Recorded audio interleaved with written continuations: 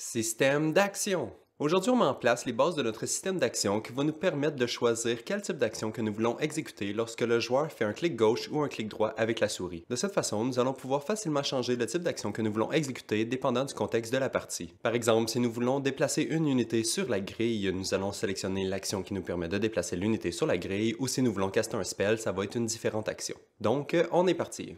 Donc dans Unreal, la première étape, ça va être de créer une classe Blueprint qui va être le parent de toutes nos actions. Donc ici, dans le Content Browser, je viens de me créer un nouveau dossier que j'ai nommé Action, et il est dans le même dossier que mon Player Action que nous avons créé dans la dernière vidéo. Ensuite, à l'intérieur de ce dossier, je vais me créer un nouveau Blueprint class de type Acteur, que je nomme BP_Action.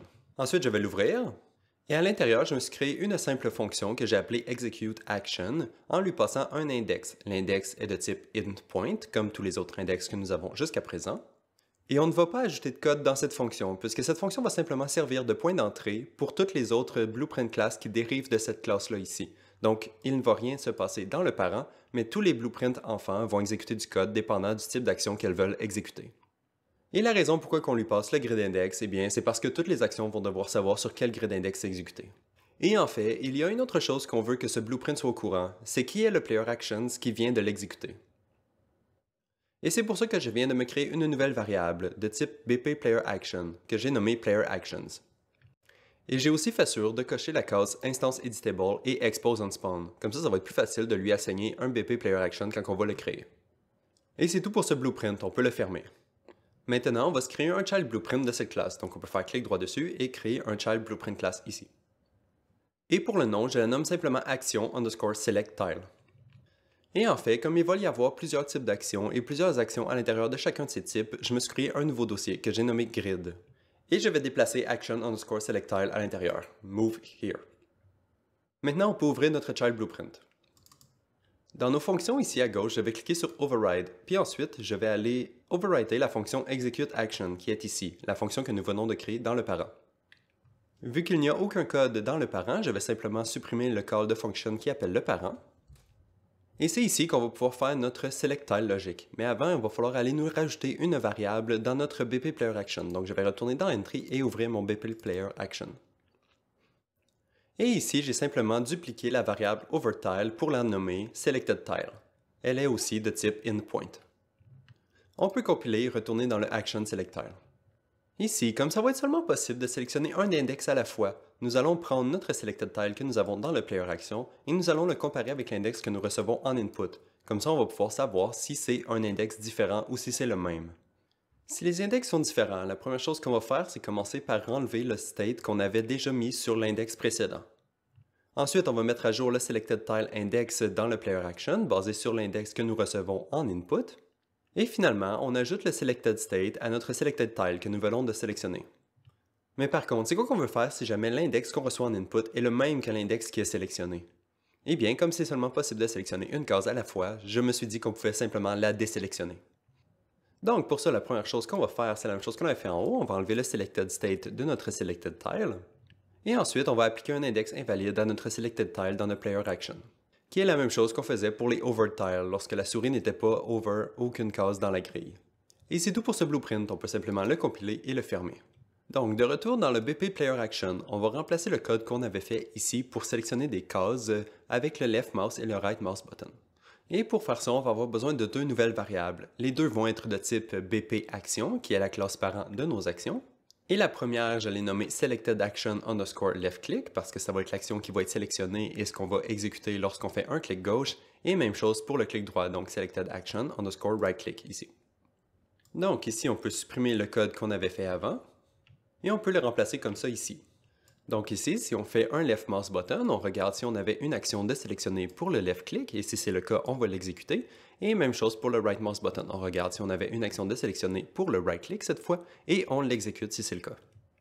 Et en fait, si vous cliquez super rapidement, c'est possible que l'overtile ne soit pas mis à jour ici. Donc on fait simplement un update overtile avant d'exécuter nos actions, comme ça c'est sûr que notre overtile va être mis à jour. Bon, maintenant, il nous faut une fonction qui nous permet de setter notre selectedAction pour le left click et pour le right click. Donc, on se crée une nouvelle fonction. J'ai nommé ma fonction setSelectedActions en lui passant deux inputs. Le premier input, c'est une BPActionClass référence qui est pour le left action et le deuxième est un BPActionClass référence aussi qui est pour le right action. Pour avoir une classe référence comme type de variable, lorsque vous cherchez votre nouvelle variable, ici BPAction, vous pouvez passer votre souris par-dessus BPAction et choisir classe référence. Au lieu d'avoir un object référence, ça va être seulement la classe. Ici, première chose que je me mets, c'est une séquence parce qu'on va commencer par processer le left action et ensuite on va faire la même chose pour le right action. Et donc, on va commencer par le clic gauche. Donc, la première étape, ça va être de regarder si on avait déjà une action de sélectionner, donc si elle était valide.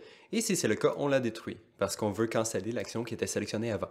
On la détruit et on reset la variable à une variable qui est invalide. Ensuite, une fois que l'action précédente est cancellée, on regarde si la nouvelle action qui était passée en input est valide. Et si c'est le cas, on spawn un acteur dépendant de cette classe. Le transform n'a pas vraiment d'importance. Pour les collisions, on peut faire Always Spawn Ignore Collision, et on fait sûr de lui passer le Player Action en utilisant Self. Et finalement, on prend le return de cette fonction pour setter de nouveau la valeur de Selected Action Left Click. Et maintenant que l'action du clic gauche est complétée, on va simplement tout copier toutes ces nodes-là et faire la même chose pour le clic droit. Donc on regarde si le clic droit était valide, si oui, on le destroy et on le set à nul. Ensuite, on regarde si l'action passée en input est valide, si c'est le cas, on spawn notre acteur et on set notre selected action right click. Ok, bon, on a quand même fait beaucoup de code, on va aller tester un peu rapidement voir si ça fonctionne. Donc je vais retourner dans l'event graph. Et dans le begin play, je vais ajouter la node set selected actions, en lui passant 2 fois Action Select Tile, parce que c'est la seule action qu'on a pour l'instant, donc Action Select Tile pour le left click et pour le right click. Maintenant, je vais compiler, retourner dans Entry pour tester et faire play. Et maintenant, si je clique sur mes cases, ça les sélectionne comme avant, et je peux faire la même chose avec le clic droit. Et si je reclique sur une case qui était déjà sélectionnée, ça la désélectionne, tout simplement. Ok, parfait, on peut faire stop. Ok, maintenant, on va se créer quelques boutons dans notre interface pour pouvoir sélectionner quelle action nous voulons exécuter. Donc, je vais retourner dans mon debug menu et je vais me créer un nouveau dossier que je nomme Action. Et à l'intérieur du dossier, je vais me créer un widget, mais en fait, je vais retourner dans le dossier de mes widgets ici et je vais copier le widget de console command. Donc, je peux le drag par-dessus Action et faire Copy Here. Ensuite, je le renomme pour bouton underscore action, puis je fais clic droit sur le dossier et fixe ça pour directeur. Ensuite, je peux ouvrir le widget.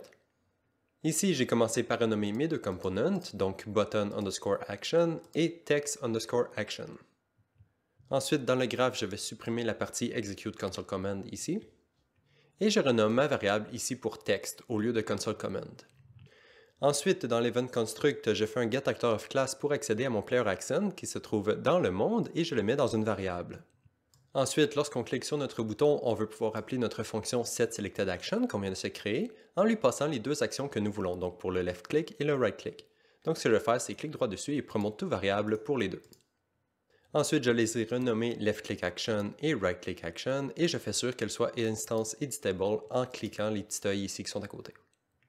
Et ensuite, lorsqu'on clique sur notre bouton, on commence par regarder si l'action qui est déjà sélectionnée dans le player est la même que l'action que nous voulons sélectionner en cliquant sur ce bouton, en utilisant le getClass pour pouvoir accéder à la classe. Ici, pas besoin de comparer pour le left click et le right click parce qu'ils vont être assignés en même temps, donc seulement le left click, ça devrait suffire.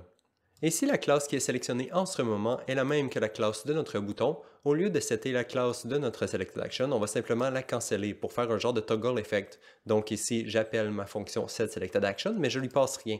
Ici, mes classes sont complètement vides pour le right click et le left click. Mais par contre, s'ils étaient différents, on va sélectionner notre action. Donc on va sélectionner le left click action et le right click action en utilisant les deux variables qui se trouvent dans notre bouton. Et ça va être tout pour l'instant pour ce widget, donc je vais le compiler, le sauvegarder et je vais retourner dans Entry. Je vais aller dans mon debug menu, dans mes tabs et je vais ouvrir la table grille. On va ajouter les boutons à cette table-là.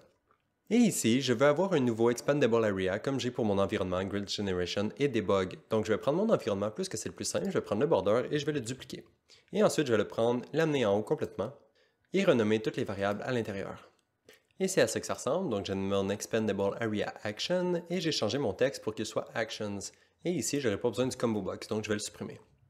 À la place, je vais aller dans mes widgets à gauche dans mes User Created et prendre mon bouton Action et le mettre dans la vertical box. Ensuite, sur mon bouton, j'ai rajouté un peu de padding, donc j'ai mis 2 en padding. J'ai changé le texte ici pour Select Tile au lieu de StatFPX, je crois qu'il y avait par défaut. Et le Left Click Action, je l'ai seté pour Select Tile.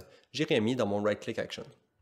Donc maintenant, si on compile, save et qu'on va faire Play, Comme on a mis notre default action to be select tile par défaut, en ce moment on peut sélectionner des cases. Ici on a notre bouton à gauche, si on clique dessus ça devrait turn off notre selected action possibilité. Et maintenant si on clique sur les cases ça ne change rien. Et ensuite si on reclique sur select tile, on peut se remettre à sélectionner des cases. Parfait. Par contre c'est pas très évident de savoir si on peut sélectionner des cases ou non en ce moment, donc on va ajouter un petit peu de couleur à notre bouton ici. On peut faire stop. Je vais commencer par aller dans mon Player Action et supprimer mon set Selected Action ici que j'avais dans le Begin Play. Et ensuite, je me crée un nouveau Event Dispatcher ici à gauche et je l'appelle OnSelected Action Changed. On va se servir de cet Event Dispatcher pour notifier notre interface sans pour autant devoir avoir une référence vers le Debug menu. Ensuite, je vais aller en haut à droite et me rajouter deux nouveaux inputs à mon Event Dispatcher. J'ai changé les deux variables type pour BP Action et j'ai changé leur nom pour Left Click Action et Right Click Action. Ensuite, on va ouvrir la fonction setSelectedAction pour appeler ce callback. Et je l'ajoute ici, j'ajoute un call à mon callback ici en troisième élément de ma séquence en lui passant le left click et le right click.